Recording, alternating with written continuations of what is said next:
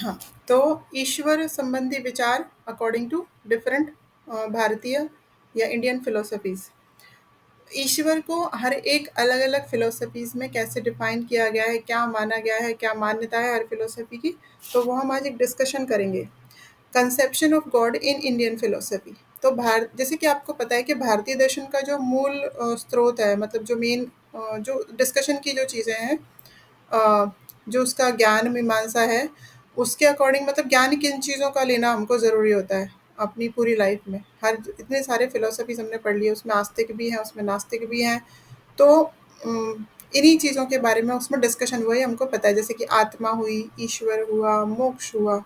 तो पहले हम हर एक फिलॉसफी के अकॉर्डिंग ईश्वर को समझ लेंगे। तो कहीं पे किसी फिलॉसफीज़ ने अनीश्वरवादी हैं कुछ फिलॉसफी, जैसे कि हम जिनको नास्तिक बोलते हैं। कुछ ईश्वरवादी फिलॉसफीज़ हैं जिनको हम आस्तिक फिलॉसफीज़ बोलते हैं। कहीं पे अनेक ईश्वरों को मान्यता मिली है। कहीं पे एक एक ही ईश्वर माना जा रहा है, कहीं पे आत्मा को ही ईश्वर कहा गया है। तो ऐसे-ऐसे डिफरेंट उसके डेफिनेशंस है, डिफरेंट डिफरेंट अंडरस्टैंडिंग है। तो वैदिक मत क्या है? ये जो बुक मेरे पास है जिससे मैं आपको पढ़ा रही हूँ, अगर आप लोग को कल मैंने एक लिंक शेयर किया था, किसी ने उस पर ट्राई किया था? अगर वो सीओडी नहीं होगा ना, कैश ऑन डिलीवरी होगा तो ही करिए ऑर्डर, अदरवाइज रिस्क मत लेना क्योंकि फेक भी होते हैं साइट्स, ठीक है? अगर वैसा कुछ प्रॉब्लम आएगा तो मेरे को बताइए, मैं एक पीडीएफ बना के सब लोग को ग्रुप पे शेयर कर दूंगी। थोड़ा टाइम लगेगा मुझे, पीडीएफ काफ़ी बड़ा होगा, इतने सारे फिलोसफीज है, बट अगर आप लोग को प्रॉब्लम आ रहा होगा तो वैसे कर लेंगे, ठीक है ना?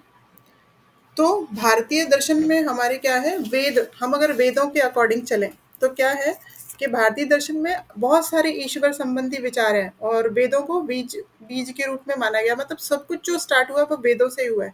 हमारे जो फिलोसफीज निकले हैं वो कहाँ से? वेद ही है ना? क्योंकि आपको पता है जितने भी ईश्वरवादी फिलोसफीज है, जिनको भी हम आस्तिक फिलोसफी बोलते हैं, वो ईश्वर को नहीं मानते बट वेदों को जरूर मानते हैं। दैट मीन्स सारे फिलोसफीज का बेस क्या है? अ, सारे फिलोसफीज का जो बेस है वो है वेद, वेदास, हमारे चारों जो वेद है। तो उन कहीं पे अनेकेश्वरवाद, मतलब, और कहीं पे एक ईश्वरवाद, इस टाइप की बहुत सारी चीजें मानी गई हैं। अनेकेश्वरवाद क्या होता है? पहले हम ईश्वर अने उसके अलग-अलग टर्म्स को समझेंगे। हुँ। अनेकेश्वरवाद मतलब क्या होता है? पॉलीथीज़्म, मतलब वैदिक ऋषि और देवी-देवताएँ जो थे, वो क्या करते थे पहले के वैदिक ऋषि जो थे, वो क्या करते थे? बहुत सारे देवी-देवताओं को मानते थे। आपको पता है, कैसे मानते थे बहुत से देवी-देवताओं को? जैसे कि अग्नि को भी देवता बोला गया है, जल को भी देवता बोला गया है ना? हिंदू धर्म में, मतलब अगर पहले के जो हवन वगैरह होते थे तो अग्निदेव प्रसन्न कर लेते थे अग्निदेव को। मतलब हर किसी को देवता माना गया, देवी-देवता की संज्ञा दी गई। क्योंकि वो मन से इतने सिंपल होते थे, ऋषि-मुनि इतने सादे सिंपल होते थे, वो उन हर चीज़ में एक दैवी शक्ति को खोजते थे। इस वजह से उन्होंने हर चीज़ को, जल को भी ईश्वर मान लिया और उन्होंने सारी चीज़ों को ईश्वर ईश्वर मान लिया। तो इस तरह से अनेकेश्वरवाद इसको बोलते हैं कि कई ईश्वरों को मानना। वो नहीं बोले कि बस एक ही सुप्रीम पावर है जो दुनिया को चला रही है। उन्होंने जल को भी ईश्वर माना, जल की एक अलग शक्ति है। हाँ, हवा को भी ईश्वर मान लिया, उन्होंने पानी को भी ईश्वर मान लिया। इस तरह से अनेकेश्वरवाद का समय था वैदिक टाइम में। ठीक है? तो क्यों होता था ऐसा? बिकॉज़ उस टाइम पे, वैदिक टाइम में बहुत सारी ऐसी चीज़ें हो जाती थी जैसे चमत्कार टाइप के, उनके लिए तो बिजली चमकना, बारिश का आ जाना, ये सब चीज़ें भी चमत्कार जैसी होती थी। तो प्राकृतिक घटनाओं को वो ईश्वर के रूप में ग्रहण करते थे। जैसे कि कौन-कौन सी विभिन्न प्राकृतिक घटनाओं, और उन उन घटनाओं को ईश्वर की वजह से उनकी देन समझते थे और उनकी उपासना करते थे कि भई ज़्यादा बारिश आ गई थी तो वो उनको प्रेयर करने लग जाते थे कि नहीं-नहीं, अब हमको और बारिश की ज़रूरत नहीं, तो उनके लिए कुछ हवन करवाएँगे। अभी भी ऐसे होता है ना, कहीं पे बा सूखा आ जाता है, बाढ़, पानी नहीं आता, उसके लिए भी कई सारे हवन वगैरह और ये यज्ञ वगैरह करते हैं वो लोग। करते हैं, दैट मीन्स वो उनको देवता समझ के पूजा करते थे। तो ये हुआ अनेकेश्वरवाद। अ, यहाँ प्रकृति की अनेक घटनाओं की आराधना ईश्वर के रूप में की जाती थी। आगे चलकर क्या हुआ, अनेक देवों में परस्पर संबंध की कल्पना की गई कि मतलब ये देवता इससे कुछ रिलेशन है, इनका इनसे कुछ कनेक्शन है, ऐसे कुछ कल्पना की गई। इनके असंबंध और परस्पर स्वतंत्र होने से धार्मिक व्यक्ति को संतोष न मिला और फिर उन्होंने क्या किया, परस्पर एक संबंध करने का प्रयास किया जाने लगा, मतलब उदाहरणार्थ रुद्र को मरुतों का पिता, अदिति को आदित्य की माता, इस तरह से एक से दूसरे का कनेक्शन, जैसे कि हम पवन पुत्र हनुमान, ये सब कनेक्शन लगाए गए, कहीं ना कहीं कोई लिंक उनको मिली वेदों के द्वारा, और इस तरह से समझा गया। अ, उसके बाद में एकेश्वरवाद। फिर उसके बाद जो मानव बुद्धि थी, वो जब बहुत सारे ईश्वरों को मानने लगी, तो फिर उसके बाद में उनको उससे भी संतुष्टि नहीं मिली, तो उन्होंने क्या किया, इसलिए वैदिक साहित्य के पुरुष सूक्त में एकेश्वरवाद की चर्चा हुई है, मतलब वैदिक साहित्यों में एक ईश्वर के बारे में भी चर्चा हुई है। इस सिद्धांत के अनुसार ईश्वर की परम सत्ता है, मतलब अल्टीमेट रियलिटी है, और ये संख्या में एक है, मतलब वहीं वेदों में कहीं ये भी बताया गया है कि ईश्वर केवल एक ही है, बहुत सारे ईश्वर नहीं है, ईश्वर विश्व में व्याप्त है, और विश्व के परे दोनों तरफ है, मतलब हर जगह केवल ईश्वर ही है। यहाँ ईश्वर को पुरुष कहा गया, पुरुष के सहस्त्र मस्तक है, सहस्त्र आंख है,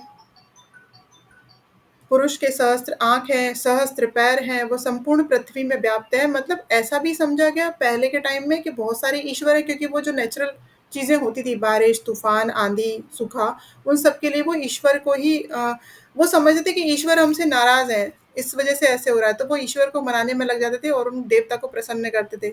बाद में एक ईश्वर की चर्चा हुई कि नहीं, ईश्वर केवल एक ही है, और वो ही पूरी शक्ति है, वही सबको संभाल रहा है। तो ये हुआ एकेश्वरवाद। उसके बाद एकेश्वरवाद को ही एकवाद, ये हुआ एकेश्वरवाद, उसको बोलते हैं मोनोथिज्म। और दूसरा वो आया एकवाद, मतलब मोनोइज्म। एकेश्वरवाद ही आगे चलकर एकवाद के रूप में विकसित हुआ। नारदीय सूत्र में एकवाद का समर्थन किया गया। इस सूत्र के अनुसार निर्गुण ब्रह्म ही परम सत्ता है। एक सदम विप्रा बहुधा भवंती, मतलब उसको ब्रह्म ब्रह्म को ही परम सत्ता एक ही है केवल, उसके अलावा और कोई ऐसी कोई रियलिटी नहीं है, ऐसा और कोई शक्ति नहीं है, सिर्फ एक ही ईश्वर है। उसके बाद उपनिषद आए, ठीक है, ये हुआ वैदिक टाइम। वैदिक टाइम के बाद उपनिषद आए, तो उपनिषदों में क्या बताया गया, उपनिषद में ईश्वर को दो रूपों में ग्रहण किया गया, सगुण ब्रह्म और निर्गुण ब्रह्म। यहाँ आत्मा और ब्रह्म दोनों को ही एक माना गया, आत्मा और ब्रह्म एक ही है ऐसा बताया गया। लेकिन ईश्वर के दो रूप बताए गए, सगुण और निर्गुण। आपको पता है सगुण ब्रह्म मतलब जिनकी हम पूजा करते हैं, अलग अलग देवी देवता। सगुण मतलब उनमें जिसमें कोई गुण हो, गुण मतलब जैसे कि अब आप देवी की उपासना कर रहे हैं, तो देवी मतलब हम बोलते हैं ना शक्ति की पूजा करना, देवी शक्ति का को रिप्रेजेंट करती है देवी, है ना। हनुमान जी की पूजा कर रहे हैं मतलब उनसे पावर मांगते हैं, तब हम हनुमान जी की पूजा करते हैं। तो ऐसे हम डिफरेंट डिफरेंट देवी देवताओं की जब पूजा करते हैं, तो वो सगुण ब्रह्म है, क्योंकि उसका कोई रूप और उसका कोई आकार है। लेकिन निर्गुण ब्रह्म क्या होता है, जब हम उन रूपों की पूजा करते करते इस लेवल पे पहुंच जाते हैं कि सारे देवी देवता एक लगने लगते हैं और उनका कोई रूप नहीं होता, दैट इज निर्गुण ब्रह्म। उसका कोई रूप आकार कुछ भी नहीं है, वो है निर्गुण ब्रह्म, मतलब आत्मा। तो उन्होंने दो रूप बताए उपनिषद में ईश्वर के, कि ईश्वर दो तरह का है, सगुण ब्रह्म और निर्गुण ब्रह्म। बृहदारण्यक जो उपनिषद है हमारा, उसमें क्लियरली कहा गया है एक आत्मा ही ब्रह्म है। इयम आत्मा ब्रह्म, यही आत्मा या ब्रह्म उपासना का केंद्र माना जाता है, इसे ही सच्चिदानंद कहा गया है। ठीक है, ये हुई उपनिषद की बात कि वहां दो ईश्वर का कंसेप्ट भी समझ में आया, सगुण और निर्गुण ब्रह्म। अब उसके बाद भगवत गीता, मतलब हम एक एक टेक्स्ट को लेके चल रहे हैं। भगवत गीता में क्या बोला गया, गीता में ईश्वर को ही पुरुषोत्तम कहा गया है, जो पुरुषों में उत्तम है, जो सर्वगुण संपन्न है, वही ईश्वर है। यह ईश्वर असीम और विराट व्यक्ति है। ईश्वर भगवत गीता के अकॉर्डिंग क्या है, विराट और जो सर्व गुणों से संपन्न है, वही ईश्वर है। और हम जो जन साधारण है, उनके सुख दुख का साथी है। उनकी उनकी जब कुछ उनको प्रॉब्लम होती है, तो कुछ परेशानी में जब कोई होता है, तो ईश्वर ही उनकी बात सुनता है, मतलब उनके सुख और दुख उनमें सभी में वो साथ होता है ईश्वर। इसमें सारे गुण विद्यमान है, इसलिए उनको पुरुषोत्तम बोला गया कि ईश्वर से ज्यादा पावरफुल कोई नहीं है, क्योंकि उनके अंदर सारे गुण मौजूद है, और वही सारे लोगों के सुख और दुख में, उनकी परेशानियों में उनके साथ देता है, ऐसा भगवत गीता के अकॉर्डिंग। और जब जब धर्म की हानि होती है और अधर्म प्रगति पर रहता है, तब तब ईश्वर मनुष्य रूप में आकर अधर्म का नाश करता है, ये भी भगवत गीता में ही कहा गया है। अधर्म द्वारा धर्म की पराजय ईश्वर सहन नहीं कर सकता, गीता ने इस ईश्वर को कृष्ण कहा है। आप सभी को पता है भगवत गीता के अकॉर्डिंग कृष्ण को ही ये बोला गया कि उन्होंने ही इस सृष्टि का कंस्ट्रक्शन किया है, वो ही इसको संभाल रहे हैं, क्रिएटर भी वही है, वही वही उसको सृष्टि को संभाल रहे हैं और बाद में डिस्ट्रॉय भी वही करता है। मतलब हमारा जन्म भी वहीं से है, हम अब जो काम कर रहे हैं इस पृथ्वी पे वो भी सब उन्हीं की वजह से है, और जब हमारी मृत्यु हो जाएगी तो हम उन्हीं में विलीन हो जाने वाले हैं। तो कृष्ण को ही सर्वगुण संपन्न पुरुषोत्तम बोला गया है भगवत गीता, और भगवत गीता का ही कंसेप्ट है कि जब जब इस संसार में तकलीफें अत्याचार बढ़ेंगे तब तब ईश्वर किसी न किसी अवतार में आएंगे, ऐसा भगवत गीता के अकॉर्डिंग। तो यहाँ पे ईश्वर का कंसेप्ट कुछ थोड़ा उन्होंने और अलग बताया। उसके बाद अब आएंगे चारवाक दर्शन पे। चारवाक दर्शन के अकॉर्डिंग ईश्वर क्या है? चारवाक दर्शन आप सभी को पता है एक भौतिकवादी दर्शन, एक मटेरियलिस्टिक दर्शन है। वो सिर्फ मटेरियलिज्म की बात करता है कि खाओ पियो खुश रहो, ज्यादा दूसरे जन्म, परलोक, इस लोक उस लोक, परलोक का वगैरह मत सोचो, क्योंकि परलोक कुछ होता ही नहीं है। क्यों नहीं होता है? उन्होंने बोला प्रत्यक्ष ही प्रमाण है, जो दिखता नहीं है वो नहीं होता, जो दिखता है वही है।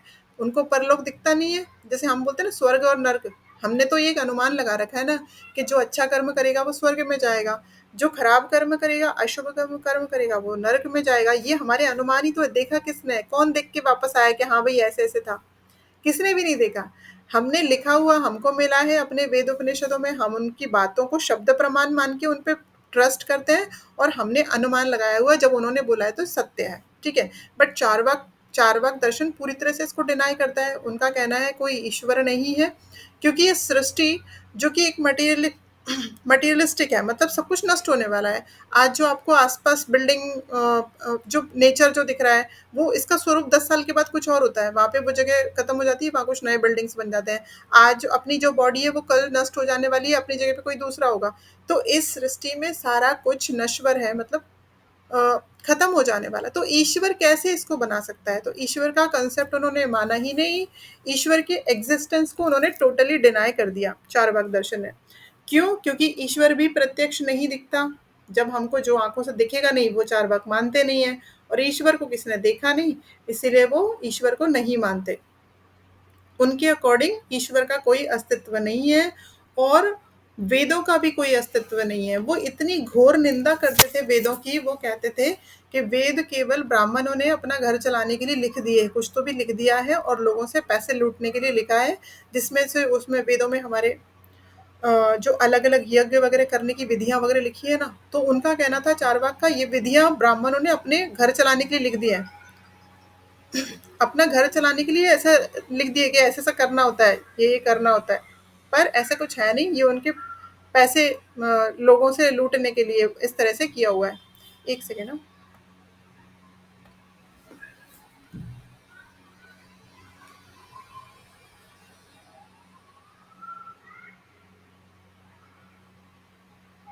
हेलो नूपुर, क्लास चल रही है क्या हुआ? हाँ मैंने लगा बार, नहीं मुझे लगा बार बार क्यों लगा रहे, कुछ अर्जेंट तो नहीं है, इसलिए मैंने उठा लिया बीच में। नहीं ना, हाँ ठीक है, हाँ।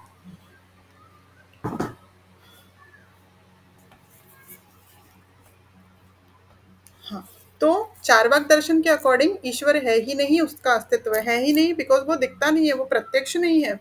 दूसरी बात, अ, और हाँ, वेदों को भी वो नहीं मानते, इवन वेदों की घोर निंदा करते हैं, क्योंकि उनका कहना है वेद हमने थोड़ी देखा है कि वेद किसने लिख दिए। वेद तो ब्राह्मण लोगों ने अपना घर चलाने के लिए लिख दिए, जिससे कि वो लोगों से पैसे ऐंठ सके कि ये पूजा कर लो तो ये हो जाएगा, वो पूजा कर लो तो आपका ये काम सिद्ध हो जाएगा। इस तरह से उन्होंने घोर निंदा की है वेदों की, और ईश्वर का अस्तित्व में कोई उन्होंने माना नहीं है। ये हुआ चारवाक दर्शन। दूसरा बौद्ध दर्शन। बौद्ध दर्शन के स्टार्टिंग में, मतलब आरंभ में, हमें कंप्लीटली उसका अभाव दिखता है ईश्वर का। क्यों? क्योंकि जब भी महात्मा बुद्ध से ईश्वर के बारे में पूछा गया, वो सदैव मौन रहे। ये हमने उस दिन भी अपने बौद्ध फिलोसफी को पढ़ते टाइम डिस्कस किया था कि कुछ क्वेश्चन ऐसे थे जिन पे महात्मा बुद्ध जो थे वो पूरी तरह से चुप थे। उसका रीज़न क्या हो सकता है? रीज़न के लिए किसी को पता तो है नहीं, बट उस पे अंदाजे लगाए गए कि किसी ने बोला था कि उनको पता नहीं है कि ईश्वर है या नहीं। हुँ। किसी ने बोला कि उनको पता तो है बट वो बताना नहीं चाहते। हुँ। तो इस तरह की कई बातें हुई। बाद में ये एक एक्सट्रैक्ट ये निकाला गया कि उनको मालूम है, वो उस लेवल तक जा चुके हैं कि वो सारी चीज़ों को समझ चुके हैं। क्योंकि वो अपने आप को इतना तपस्या करके अपने आप को इतना प्यूरिफाई कर चुके थे कि उनको हर तरह का आत्मज्ञान और जो एक अल्टीमेट नॉलेज होता है वो उनको मिल चुका था। लेकिन वो बताना इसलिए नहीं चाहते थे, वो चाहते थे कि जिस तरह से मैंने अनुभव किया, उस तरह से आप भी अनुभव कीजिए, क्योंकि दूसरे के मरने से स्वर्ग नहीं दिखता। जो चीज़ को वो अनुभव करके आए थे, अगर वो बता देते तो शायद हम उस चीज़ को नहीं समझ पाते। और एक रीज़न ये भी बताया जाता है कि जब कोई आत्मज्ञान को प्राप्त कर लेता है, ठीक है? अब समझिए, अब एक आत्मज्ञान तो बहुत दूर की चीज़ हो गई। अगर हम एक मेडिटेशन का भी एग्ज़ाम्पल लें, मेडिटेशन अगर किसी को प्रॉपर वे में टेक्निक के साथ करना आता होगा, अगर कुछ सेकंड का या कुछ मिनट का भी अगर हम मेडिटेशन कर पाते हैं, तो उसमें जो चीज़ फीलिंग्स हमको आती हैं, जो एक्सपीरियंस हम करते हैं, वो हम दूसरे को प्रॉपर एक्सप्लेन नहीं कर सकते। आप देखिए, आप कभी करेंगे तो आपको नहीं पता चलेगा एक्चुअली कि क्या आपने एक्सपीरियंस किया। तो जब आत्मज्ञान मिला होगा तो आप ज़रूरी है क्या उन वो अपनी उस बात को बता पाएँ। ऐसे बताया गया एग्ज़ाम्पल में, उदाहरण में, कि किसी गूंगे को अगर गुड़ खिला दिया जाए तो वो बता नहीं सकता कि उसने उसका टेस्ट कैसा था। उसको अच्छा तो लगा, उसको कुछ अलग अलग तो लगा, लेकिन वो एक्सप्लेन नहीं कर सकता, क्योंकि उसके पास उतनी वोकैब्युलरी ही नहीं है, उसके पास उतने वर्ड्स ही नहीं है। ठीक है? तो महात्मा बुद्ध जो थे वो ईश्वर के बारे में हमेशा मौन रहे, इसलिए अभाव माना गया बुद्ध फिलोसफी में स्टार्टिंग में। बट अ, आत्मा, ईश्वर और आध्यात्मिक समस्याओं में शक्ति, उन्होंने बताया कि आध्या ये जो क्वेश्चंस है कि ईश्वर है या नहीं, आत्मा है या नहीं, इनमें अपना टाइम वेस्ट मत करो, क्योंकि महात्मा बुद्ध के अकॉर्डिंग ये संसार जो है ना, वो केवल दुखों से भरा हुआ है। आप केवल दुखों को दूर करने पे फोकस करो और उसके लिए उपाय करो। पहले दुख को जानो, उसका रीजन जानो और फिर उसका सोल्यूशन निकालो, ये उन्होंने बोला। इसलिए ईश्वर का अभाव माना गया। फिर जैसे दुख दूर करने के लिए व्यक्ति को, उन्होंने बोला, दुख दूर करने के लिए व्यक्ति को हमेशा प्रयत्नशील रहना चाहिए। ईश्वर के विषय में बात करके वाद विवाद में समय नष्ट नहीं करना चाहिए। इस तरह से क्या हुआ, बौद्ध दर्शन में ईश्वर का विचार नहीं पाया जाता, इसीलिए इसे अनीश्वरवादी अ, दर्शन कहते हैं। किंतु बुद्ध की जब मृत्यु हो गई, तो अनुयायियों ने क्या किया, उनके जो फॉलोअर्स ने, उन्होंने क्या किया, बुद्ध को ही ईश्वर का रूप दे दिया और उनकी पूजा करने लगे। इस प्रकार आगे चल के बौद्ध दर्शन में ईश्वर का विचार आ ही गया। इसलिए इसे पूर्णतः निरीश्वरवादी दर्शन नहीं कह सकते। देखो, अब इस बात को बहुत माइक्रो लेवल पे समझने की ज़रूरत है कि बुद्ध ने खुद ने ईश्वर को नहीं माना कि ईश्वर कोई है, ठीक है? लेकिन जो उनके फॉलोअर्स थे, उन्होंने बुद्ध को ही ईश्वर मान लिया। अब क्या करेंगे? ईश्वर तो कहीं न कहीं आ ही गए फिलॉसफी में, उनके दर्शन में ईश्वर कहीं न कहीं से आ गए। मतलब ईश्वर कोई चीज़ है, इसलिए बुद्ध को माना जा रहा है ना कि आप ही ईश्वर हो। मतलब हम कहीं न कहीं ईश्वर तो मानते ही हैं फिर। हम आपको ही ईश्वर बना दे रहे हैं, मतलब ईश्वर हम माने बिना नहीं रह सकते कि ईश्वर नहीं होता। ठीक है? तो बुद्ध ने नहीं माना, बट उनके फॉलोअर्स ने उनको ही उपासना, उनकी ही पूजा करना स्टार्ट कर दिया, और ऐसे ये फिलॉसफी, ये दर्शन धीरे-धीरे ईश्वरवादी दर्शन बन गया। क्योंकि उनकी पूजा की जाने लगी। जबकि बुद्ध ने बोला था कि कोई ऐसी पूजा की कोई ज़रूरत नहीं है, मूर्ति पूजा या किसी को, हम खुद ही अपने आप को इस लेवल पे ले जा सकते हैं। उसके बाद नेक्स्ट है जैन दर्शन। बौद्ध की तरह जैन दर्शन भी निरीश्वरवादी है। आपको पता है जैन दर्शन में भी ईश्वर को नहीं माना गया। बट बुद्ध दर्शन जो था, बाद में उनके फॉलोअर्स की वजह से एक ईश्वरवादी दर्शन में कन्वर्ट, मतलब थोड़ा सा मॉडिफाई हो गया, ऐसे बोल सकते हैं। लेकिन जैन जो थे, उन्होंने भी ईश्वर को नहीं माना। जैनों ने ईश्वर के अस्तित्व का खंडन किया, इवन कि ईश्वर नहीं है। कैसे किया? ईश्वर के विरुद्ध इनके पास दो विचार थे। पहला तो उन्होंने ये बोला कि ईश्वर दिखता नहीं है, मतलब ईश्वर का अस्तित्व प्रत्यक्ष या अनुमान से सिद्ध नहीं हो सकता। कैसे हम माने, हमको तो दिख नहीं रहा है ईश्वर, ना ही हम उसका अनुमान लगा सकते। अनुमान तो हम किसी भी चीज़ का लगा सकते हैं कि उस रूम के बाहर कोई गाय खड़ी है, मैंने अनुमान लगा लिया, बट वहाँ है ही नहीं, तो बोलने के लिए तो मैं कुछ भी बोल सकती हूँ ना, पर मेरे पास कोई बेस नहीं है। तो उनका कहना था, जो चीज़ दिख भी नहीं रही, जिस चीज़ का अनुमान भी नहीं लगाया जा सकता, वो चीज़ नहीं है। तो उन्होंने ईश्वर के अस्तित्व का टोटली डिनाई कर दिया। और दूसरा उनका लॉजिक या उनका दूसरा जो तर्क था ना, वो ये था कि ईश्वर में कल्पित गुणों का आरोपण करना अनुचित है। मतलब हमने ईश्वर के बारे में कुछ चीज़ें हमको पता है, जैसे कि हमारे संस्कार क्या कहते हैं, ईश्वर सर्वशक्तिमान है, ईश्वर बहुत दयालु है, ईश्वर सबकी बात सुनते हैं, ईश्वर ये हमको देख रहे हैं, हम गलत करेंगे तो ईश्वर देख रहे हैं, हम अच्छा करेंगे तो ईश्वर हमको पुरस्कार देंगे, हम अच्छा करेंगे तो हमको स्वर्ग मिलेगा, ये सब कौन ईश्वर चला रहा है? तो उन्होंने बोला ये सब कल्पित गुण है, आपने सोच लिया है कि ऐसा कोई है जो ये सब चीज़ों को मेंटेन कर रहा है, बट ऐसा कुछ ये कल्पित गुण है उन्होंने बोला। तो दो उन्होंने तर्क दिए, इसलिए वो ईश्वर को नहीं मानते जैन फिलोसफी, जैन दर्शन। और इस प्रकार क्या हुआ, जैन दर्शन निरीश्वरवादी हो गया। किंतु आगे चलकर जैनों ने तीर्थंकरों को ही ईश्वर के रूप में पूजा करना, आराधना करना स्टार्ट कर दिया। और ऐसे जैन धर्म भी बाद में ईश्वरवाद का रूप लेने लगा, क्योंकि तीर्थंकर देखे ना, महावीर जी की पूजा होती है, आपने उनकी मूर्ति भी देखी होगी। जबकि वो जब थे तो उन्होंने नहीं बोला पूजा पाठ करने के लिए, ईश्वर ही नहीं माना, लेकिन उनके फॉलोअर्स उनको ही ईश्वर बना दिया उन्होंने। तो इस तरह वो भी धीरे से उसमें ईश्वरवाद आ गया। नेक्स्ट है हमारा सांख्य दर्शन। सांख्य दर्शन, अब तक जो हमने तीन पढ़े, चारवाक, बौद्ध, जैन, ये पूरी तरह से निरीश्वरवादी दर्शन थे, माना ही नहीं गया था, बट बाद में उनके फॉलोअर्स ने उसको थोड़ा मॉडिफाई कर दिया। अब हम जा रहे हैं हमारे आस्तिक फिलोसफीज पे धीरे धीरे। तो उसमें सांख्य दर्शन है, परंतु आपको पता है ये आस्तिक फिलोसफी होते हुए भी निरीश्वरवादी वादी है। एक ही फिलोसफी ऐसी है जो आस्तिक में है बट ईश्वर के कंसेप्ट को नहीं मानते। ठीक है, तो ये निरीश्वरवादी है। इन्होंने क्या किया, जो सृष्टि है, ये जो क्रिएशन है, इसको एक्सप्लेन करने के लिए किस चीज की हेल्प ली, प्रकृति और पुरुष। ईश्वर को नहीं माना, प्रकृति और पुरुष माना। मतलब हम जो इंडिविजुअल सेल्फ है, हम आप सारे लोग, और ये पूरा क्रिएशन, ये सब प्रकृति और पुरुष से मिलके बना है, ऐसा सांख्य दर्शन ने बोला। ठीक है, और यही दो पारमार्थिक सत्ता है, ये दो अल्टीमेट रियलिटीज बताए गए, जो कि पूरी की पूरी क्रिएशन का एक अल्टीमेट कॉज है, कारण है, वहीं से सब कुछ बना। इन दोनों सत्ताओं के अलावा किसी और अलौकिक सत्ता को मानने की कोई आवश्यकता सांख्य दर्शन ने नहीं समझी। दैट मीन्स उन्होंने नहीं माना प्रकृति और पुरुष को मिलने के लिए कोई और पावर, सुपर नेचुरल पावर की जरूरत होती होगी। वो बोलते बस वो दोनों थे, उनकी वजह से पूरा क्रिएशन बन गया। नित्य तथा अपरिवर्तनशील ईश्वर क्षणिक और परिवर्तनशील विश्व का कारण नहीं बन सकता। मतलब जैसे उन्होंने सुना है, किसी ने बोला कि ईश्वर तो मतलब ईश्वर ऐसे है, एटर्नल है, वो पहले भी थे, अब भी हैं, आगे भी रहेंगे। तो उनका कहना था कि ये जो लॉजिक है ये ठीक नहीं है। क्यों? क्योंकि सृष्टि तो पूरी नष्ट हो जाती है, हम भी चले जाते हैं, तो ऐसी सृष्टि को ईश्वर क्यों बनाएगा? वो भी ऐसे ही कुछ बनाएंगे जो हमेशा रहे। तो उन्होंने अल्टीमेटली माना नहीं, प्रकृति और पुरुष को ही माना। पुरुष मतलब आत्मा, प्रकृति मतलब हमारा बॉडी समझ लीजिए। तो ऐसी दो चीज़ों के मिलने से पूरी सृष्टि और एक इंडिविजुअल पर्सन ऐसे बने हैं हम लोग। तो ये था सांख्य दर्शन, इसमें भी ईश्वर को नहीं माना, ये भी निरीश्वरवादी ही है। उसके बाद आएंगे योग दर्शन पे। योग दर्शन, योग दर्शन आस्तिक दर्शन है, और इसका दूसरा नाम जो है वो है सेश्वर सांख्य। सेश्वर सांख्य क्यों बोलते हैं इसको? सांख्य पूरा का पूरा एज इट इज है, उसमें ईश्वर ऐड हो गया है, इसलिए सेश्वर, मतलब ईश्वर के सहित, स ईश्वर, सेश्वर सांख्य। बाकी उन्होंने सांख्य की पूरी चीजों को एज इट इज एक्सेप्ट किया, इसलिए सांख्य भी है।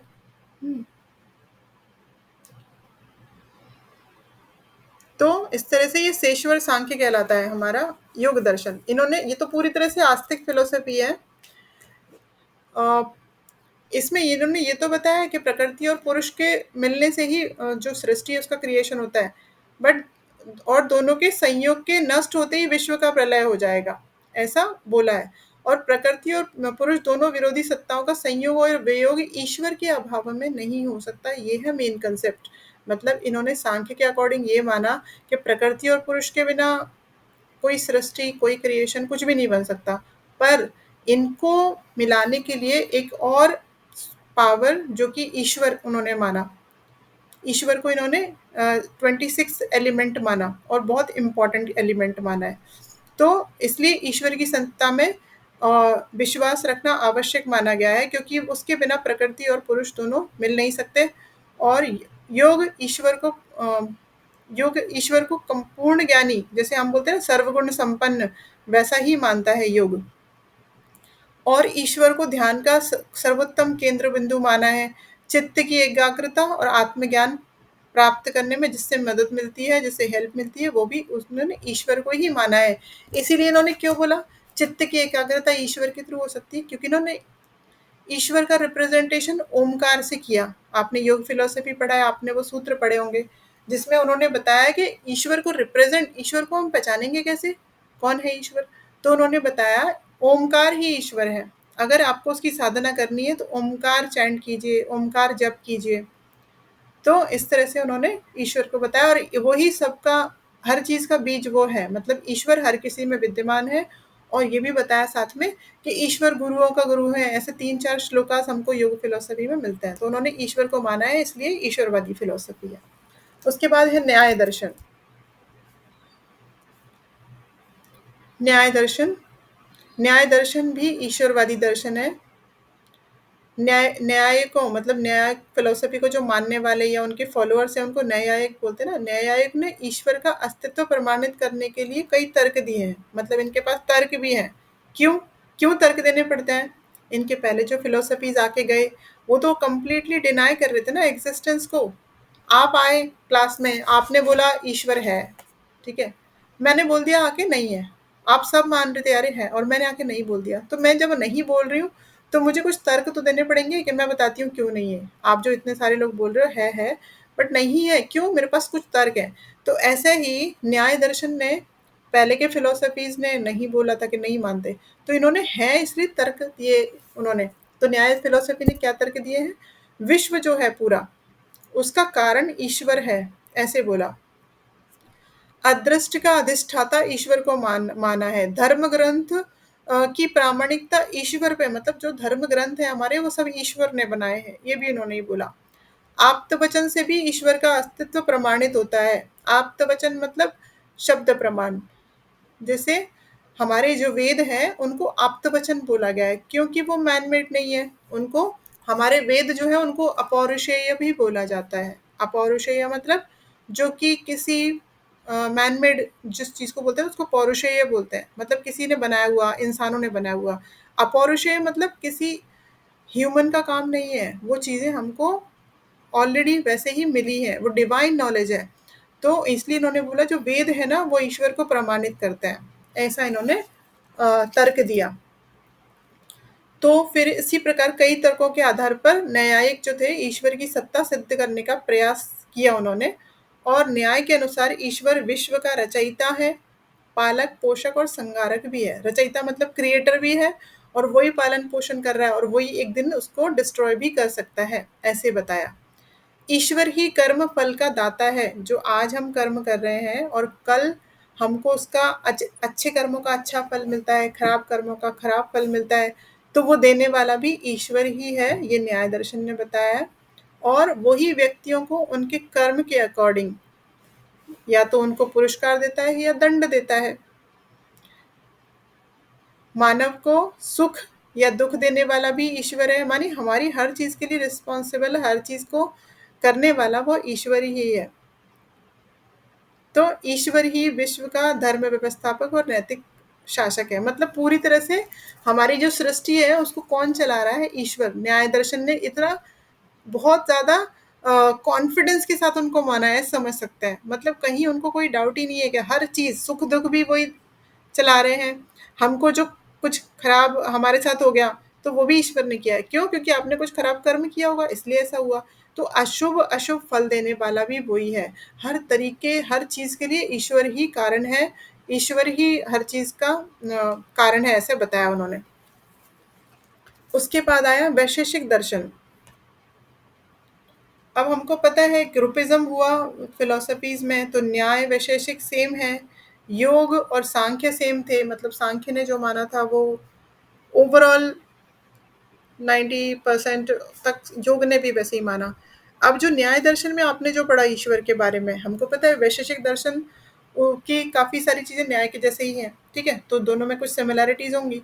तो न्याय और वैशेषिक दोनों का ईश्वर विचार जो है वो सेम है। उन्होंने जो माना वही इन्होंने माना है। वैशेषिक बस नाम क्या रखा उन्होंने यहाँ पे ईश्वर का? महेश्वर। इन्होंने इनको महेश्वर नाम दिया। जैसे हमने भगवत गीता में पढ़ा पुरुषोत्तम नाम दिया गया, वैसे वैशेषिक दर्शन में महेश्वर के नाम से पुकारते हैं। यहाँ पे ईश्वरवाद और परमाणुवाद, उनका परमाणुवाद है, आपको पता है कि सारी चीज़ों को एटॉम माना गया है, एक एटम माना है वैशेषिक दर्शन ने। तो वो एटम को इन्होंने ईश्वर के साथ रिलेट किया है, कनेक्ट करके बताया है। तो महेश्वर जो है वो परमाणु, दिक्, काल, आकाश, मन, आत्माओं और सब पूरी दुनिया की सारी चीज़ों की सृष्टि, सारी चीज़ों की रचना वो परमेश्वर ही करते हैं। परमेश्वर नाम दिया गया है वैशेषिक दर्शन में। इस प्रकार महेश्वर क्या हुए? विश्व के रचयिता हुए। विश्व का विनाश भी आगे जब कभी विश्व का विनाश होगा वो किसकी इच्छा से होगा? ईश्वर की मर्जी से होगा। ऐसा उन्होंने माना है। और वही डिस्ट्रॉय उनकी इच्छा पे है। वो जब तक चाहे चलाएँगे और जब उनका मन होगा वो संहार कर देंगे या डिस्ट्रॉय कर देंगे। तो जीवों के और दूसरी बात जो भी हम कर्म का जो फल है हमारा वो भी ईश्वर ही देते हैं, मतलब महेश्वर ही देते हैं। इसका मतलब ईश्वर क्या है? कर्म फल के दाता भी हैं। कर्म फल दाता भी है ईश्वर। मतलब इसमें आपने देखा होगा न्याय और वैशेषिक में काफ़ी कुछ सिमिलैरिटीज़ इसलिए दिखी। तो कुछ विचार सेम होते हैं इसलिए सिमिलैरिटीज़ होती है। एक तो उनके समझ लीजिए सिद्धांत, उनकी थ्योरीज़ थोड़ी-सी डिफरेंट होती हैं, बाकी वो दोनों फिलॉसफी सेम है। उसके बाद आया मीमांसा दर्शन।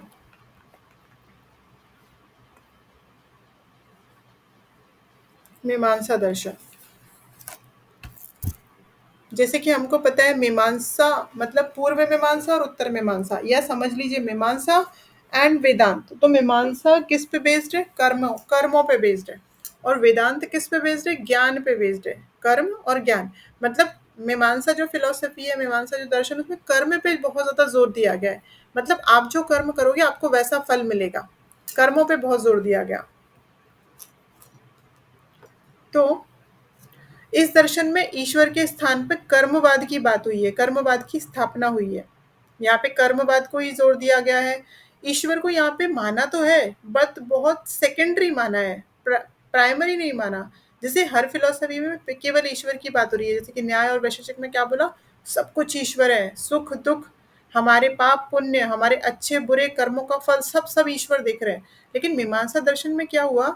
माना तो है ईश्वर को, बट सेकेंडरी माना है। बोला है आप जैसे कर्म करोगे वैसा ही फल आपको मिलेगा, ईश्वर कुछ नहीं कर पाएंगे, ईश्वर सेकेंडरी है। उसे विश्व का रचयिता, पालनकर्ता, संहारक और धर्म व्यवस्थापक नहीं कहा जा सकता है, नहीं बोला इन्होंने, इतना उसको उनको इम्पोर्टेंस नहीं दिया। आपको पता है मीमांसा दर्शन में दो संप्रदाय हुए, एक कुमारिल और एक प्रभाकर का। हमने लिखा था जब हम फिलोसफी पढ़ रहे थे। तो इन दोनों में थोड़े थोड़े इनके विचारों में मतभेद था, इसलिए दो संप्रदाय बने। तो कुमारिल और प्रभाकर जो थे, उन्होंने विश्व की व्याख्या के लिए ईश्वर की कल्पना उन्होंने अनावश्यक माना कि विश्व जो है सृष्टि, वो तो एक प्रकृति का नियम है, बना है। उन्होंने उसके लिए ईश्वर को रिस्पॉन्सिबल नहीं माना। कुमारिल ईश्वर को वेदों के रचयिता के रूप में भी नहीं मानते। मतलब उतना ज़्यादा इम्पोर्टेंस नहीं दिया गया, माना है बहुत थोड़ा माना है। मीमांसा दर्शन में कुछ देवताओं के नाम पर होम का विधान मिलता है, किंतु ये देवता ईश्वर का स्थान नहीं ग्रहण कर सकते। उनको देवता बोला है, बट ईश्वर जो चलाने वाला है सृष्टि को, वो नहीं माना है। और इन्हें लोक कल्याण से कोई मतलब नहीं है, इन्हें अनीश्वरवादी दर्शन माना जाता है। अ, माना जाता है, मतलब इन्होंने कुछ देवता माने हैं, इनकी जो फिलोसफी इसमें कुछ देवता माने गए हैं, बट वो पूरी सृष्टि को चलाने वाले हैं, वही सब कुछ करते हैं, ऐसा नहीं माना। उन्होंने कर्म पे ज्यादा जोर दिया है। आप जो कर्म करोगे उसका फल भुगतना ही पड़ेगा, ऐसा ऐसा बोला इन्होंने। Just a minute.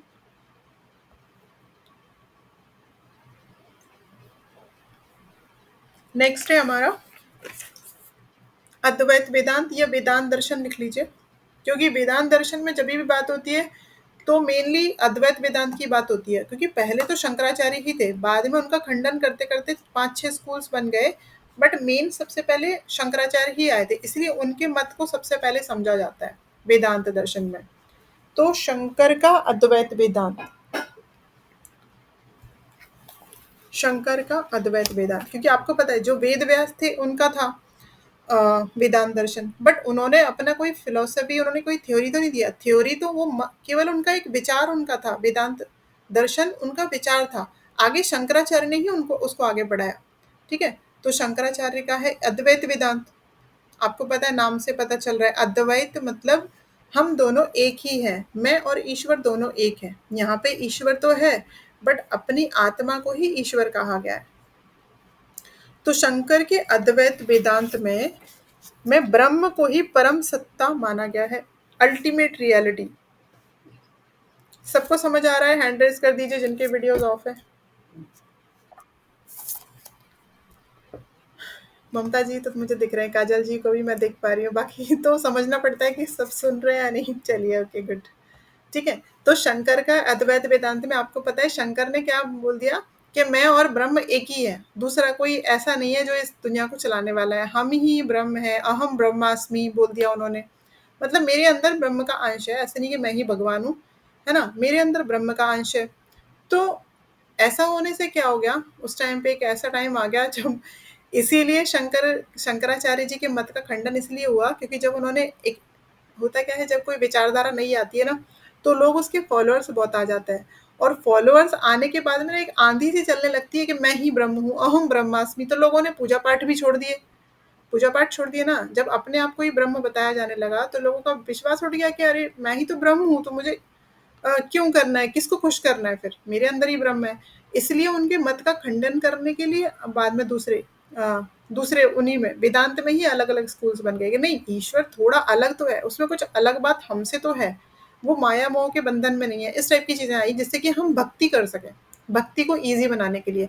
अद्वैत वेदांत को सुनने के बाद तो भक्ति कम होने लगी थी लोगों की, लोगों ने भक्ति में विश्वास छोड़ दिया था कि हम ही ब्रह्म है तो पूजा किसकी करें फिर, ऐसा हो गया था। उन्होंने भक्ति को थोड़ा मुश्किल बना दिया था, ऐसे बोल सकते हैं। ठीक है, तो अद्वैत वेदांत के अकॉर्डिंग ईश्वर क्या है, ब्रह्म को परम सत्ता माना है। आत्मा और ब्रह्म में कोई अंतर उन्होंने नहीं बताया है, दोनों ही एक सत्ता के दो नाम हैं। मतलब आत्मा कह लो या ब्रह्म कह लो, एक ही बात है, ऐसा। और फिर जो ब्रह्म और ये भगवान को अलग समझता है वो कौन है, वो अज्ञानी व्यक्ति है जो ऐसा बोलता है कि ब्रह्मा अलग है और मैं अलग हूँ। उनके अकॉर्डिंग, शंकराचार्य की एक अकॉर्डिंग, कि अज्ञान वश व्यक्ति ब्रह्म और आत्मा दोनों को द्वैत मानता है या अलग मानता है, और फलस्वरूप क्या होता है, जब हम ईश्वर को अपने से अलग मानते हैं तो हम बंधन में हैं, दैट मीन्स बंधन में है। अपने आप को ही, अपने अंदर के ब्रह्म को पहचान लो तो मोक्ष मिल जाएगा, ऐसा उनका कहना था। मतलब ईश्वर हमारे अंदर ही छिपे हुए हैं, है ना, ऐसा बताया। तो आत्मा और ब्रह्म को तो अभिन्न और एक समझ लेता है उसे, जब आत्मा और ब्रह्म का जो एक इस जो ये जो रहस्य, इसको जो समझ लेगा उसी को मोक्ष मिल जाएगा। यहाँ पे उन्होंने ब्रह्म के दो रूप बताए, निर्गुण और सगुण ब्रह्म। अब आप सोचेंगे, जब हमको अपने आप को ही ईश्वर बोल दिया तो सगुण और निर्गुण ब्रह्म कैसे हो गया, हम ही तो ईश्वर है, फिर सगुण ब्रह्म।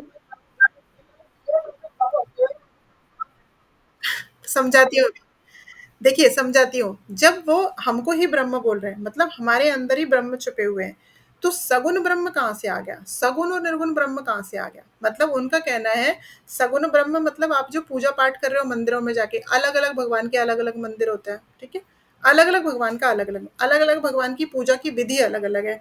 दैट मीन्स आप अलग अलग भगवान को जो पूजा कर रहे हो वो है सगुण ब्रह्म, मतलब उनका एक अलग अलग आकार है, देवी का एक अलग आकार, एक अलग गुण है, वो शक्ति की देवी है। हाँ, हनुमान जी अलग हैं, विष्णु भगवान अलग हैं, भगवान राम अलग हैं, शंकर अलग हैं, कृष्ण भगवान अलग हैं।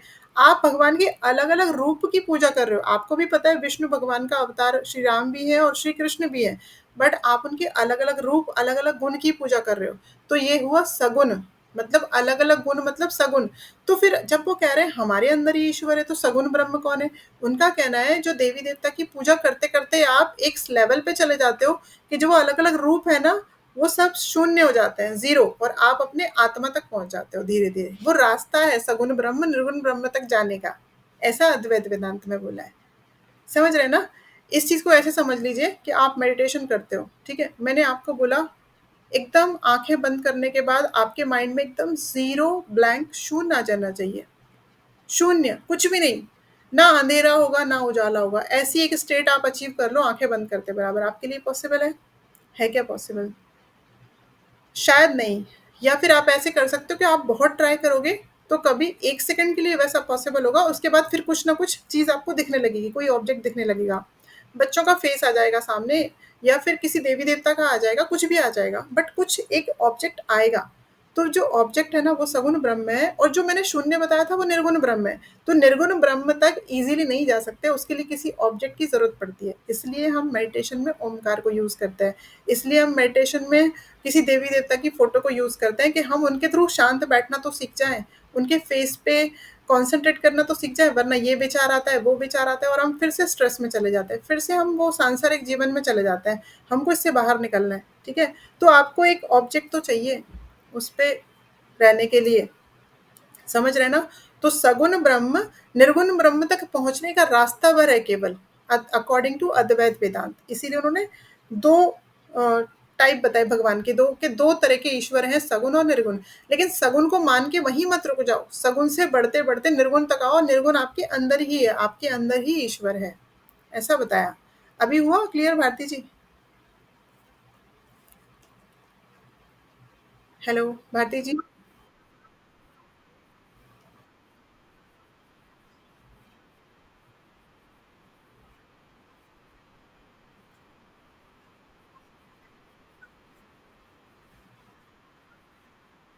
ओके।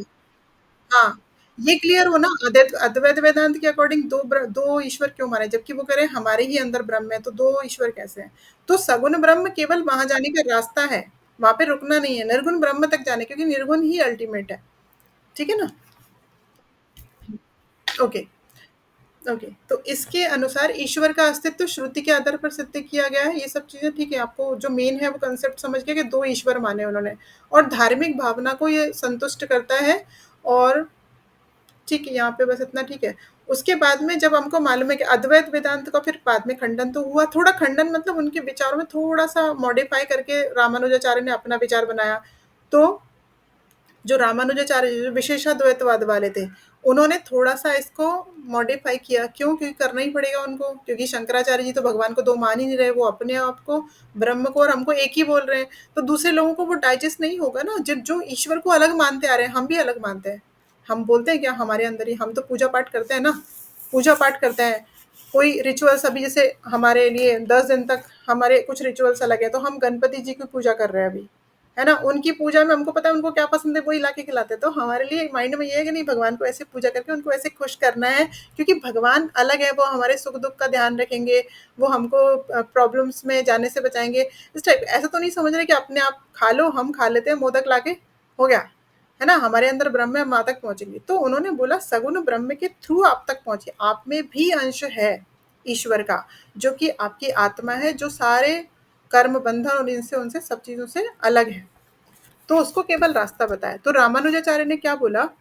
अ, उनके अनुसार ईश्वर ही परम सत्ता है, इसमें चित और अचित दोनों पाए जाते हैं, इसलिए इसके दर्शन को विशिष्टाद्वैतवाद बोला गया है। मतलब विशिष्ट अद्वैत, हम अलग तो नहीं है, उन्होंने बोला ईश्वर और मैं अलग तो नहीं है, बट उसमें एक विशेषता है, इसीलिए इसको विशिष्टाद्वैतवाद बोला गया।